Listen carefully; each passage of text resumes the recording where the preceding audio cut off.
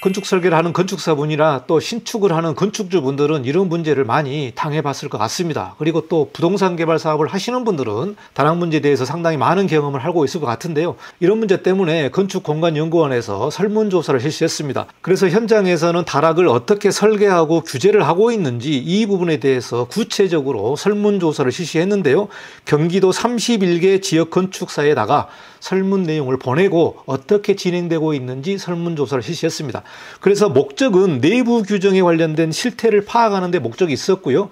경기도 내 지역 건축사에 관련된 설문조사를 했습니다. 그래서 응답률이 94%가 들어왔는데 31개 지역 중 29개 지역이 응답을 했습니다. 여기 자료를 보시면은 다락 계획에 관련된 설문조사가 나와 있는데요. 많은 설문조사를 했고요.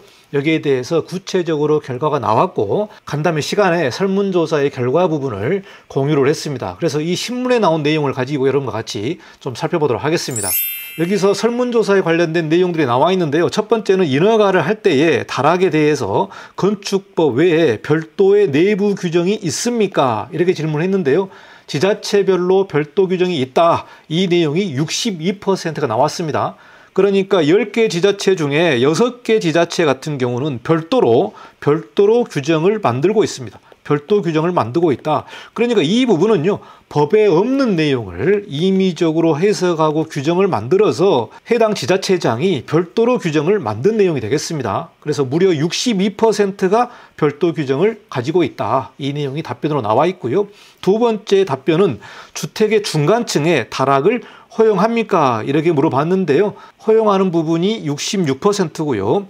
허용하지 않는다. 그러니까 그렇다가 34%죠. 주택 부분 같은 경우는 1층도 있고 2층이 있는데 1층에도 다락을 만들 수도 있고 2층에도 다락을 만들 수 있다. 그러나 이 중간층, 그러니까 다락이 최상부에만 다락을 만들어야 된다. 이렇게 허용을 하는 부분이 34%입니다. 그러나 우리가 별도의 지리외신을 보더라도 중간층에 설치를 할 수 있습니다. 그 부분은 이제 수납 공간이라든가 이 부분으로 우리가 해석을 해서 별도 공간을 만들 수 있는데 여기서 다락을 허용하지 않는다. 이 부분이 34%가 나왔습니다. 다음은 다락을 설치를 할 때에 높이에 관련된 설문조사를 했습니다. 다락의 최고 높이에 별도 제한이 있습니까? 이렇게 질문했는데요.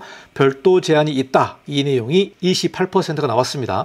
별도 제한이 없다. 이게 72%인데요. 저도 다가구주택이라든가 다세대주택을 설계를 할 때에 다락에 관련된 설계를 많이 해봤습니다. 이럴 경우에 별도의 제한이 있는 경우들이 상당히 있습니다. 그래서 서울의 25개 구 같은 경우도 이 높이에 관련된 부분이 조금 다릅니다. 그래서 어떤 구 같은 경우는 이 다락의 최고 높이가 2.1m를 넘어가면 안 된다. 어떤 지자체는 2.3m 이렇게 규정을 하고 있는데 건축법에서는 이 높이에 관련된 규정이 없습니다. 이러니까 높이에 대한 규정이 없는 지자체 같은 경우는 높이를 4m까지 이렇게 높일 수도 있다. 그러니까 최고로 낮은 부분이 0이기 때문에요. 어쨌든 가중평균이 1.8m가 나오면 되니까 건축물의 설계에 따라서 높이가 높아질 수도 있는 규정이 있는데요. 별도 제한이 있는 경우가 28%고 72%는 별도 제한이 없다. 이렇게 답변하고 있습니다. 다음은 다락 경사각도에 관련된 질문을 했습니다. 다락 경사각도에 관련된 규제가 있느냐 이렇게 물어봤는데 규제가 있는 게 31%입니다. 31%. 규제가 없다가 69%입니다. 다락의 경사도 같은 경우는 우리가 신도시에서 점포주택이라든가 상가주택을 설계를 할 때 지구단위 계획으로 이 경사각도를 규정하고 있는 지자체들이 있습니다. 그래서 그 규정에 따라서 설계를 해야 되는데 여기에서도 보시면은 규제가 있는 내용이 31%가 나와 있습니다. 다음 질문은 다락의 창문의 크기인데요. 다락에 계획되는 창의 크기와 모양에 관련된 규제가 있습니까? 이렇게 질문했는데요. 규제가 있는 부분이 48%입니다. 48%. 그리고 규제가 없는 경우가 52%가 되기 때문에 이 내용은 상당히 많은 지자체에서 창의 크기와 모양을 규제를 하고 있습니다. 그리고 문제가 되는 부분이 다락 같은 경우에 최상층에 설치하는 경우들이 있는데요. 다락에서 외부 테라스로 나가는 것을 불허하느냐? 이렇게 질문했는데 불허한다. 이 내용이 48%입니다. 48%. 불허하지 않는다가 52%가 되겠는데요. 우리가 설계를 하다 보면은 옥상에 올라가는 계단이 있고요. 옥상 최상부에 다락이 설치될 수가 있겠죠. 이런 경우에 다락에서 베란다로 설치될 수 있는 경우, 그러니까 이제 주로 옥상으로 나가는 이 연결부가 설치될 수 있는데 옥상으로 나가면 안 된다. 이게 바로 48%입니다. 48%. 그런데 불가피하게 옥상에 실외기를 설치하는 경우라든가 유지 관리를 위해서 나갈 수도 있는 그 문을 설치할 수 있는데요. 이런 경우는 이제 52%가 오케이를 하고 있습니다만은 그래도 많은 지자체에서 다락에서 외부 테라스로 나가면 안 된다. 이렇게 규정을 하고 있습니다.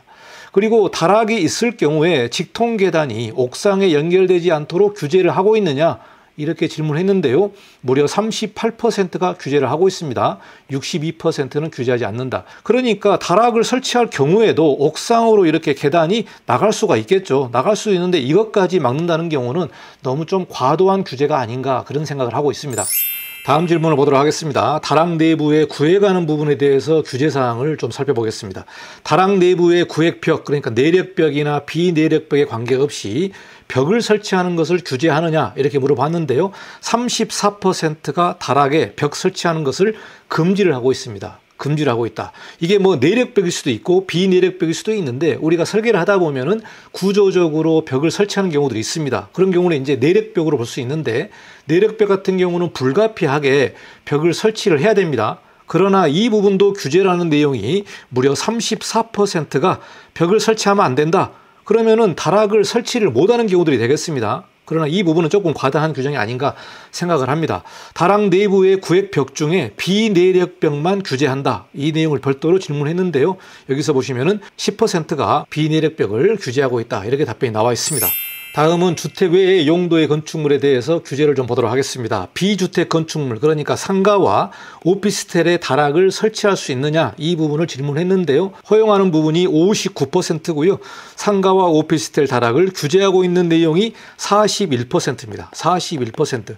그러니까 많은 지자체에서 상가와 오피스텔에는 다락을 설치하면 안 된다. 이렇게 현재 시행을 하고 있습니다. 그리고 주택이 아닌 건축물에 다락을 설치를 할 경우에 중간층이나 최상층 모두 다락을 허용을 합니까? 이렇게 질문했는데요. 52%가 가능하다 이렇게 답변을 했고요. 불가능하다 이 내용이 48%입니다. 그래서 이 내용도 많은 지자체에서 중간층에 다락 설치를 규정을 하고 있다. 그래도 52%가 중간층 설치를 허용을 하고 있는데 여기서 구체적으로 보시면은 상가와 오피스텔에 다락을 허용하는 지자체가 59%니까 대략 한 60% 정도가 다락을 허용하고 있습니다.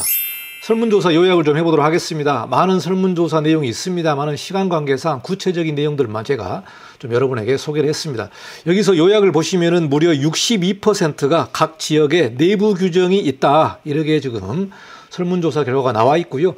층고 같은 부분도 2.1m에서 3m까지 다양하게 적용을 하고 있다.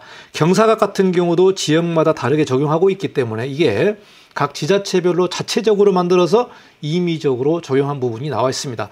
바닥 면적 범위를 지자체 임의로 해석을 하고 있고요. 그리고 법령상의 기준과 무관한 규제가 다수 존재하고 있다.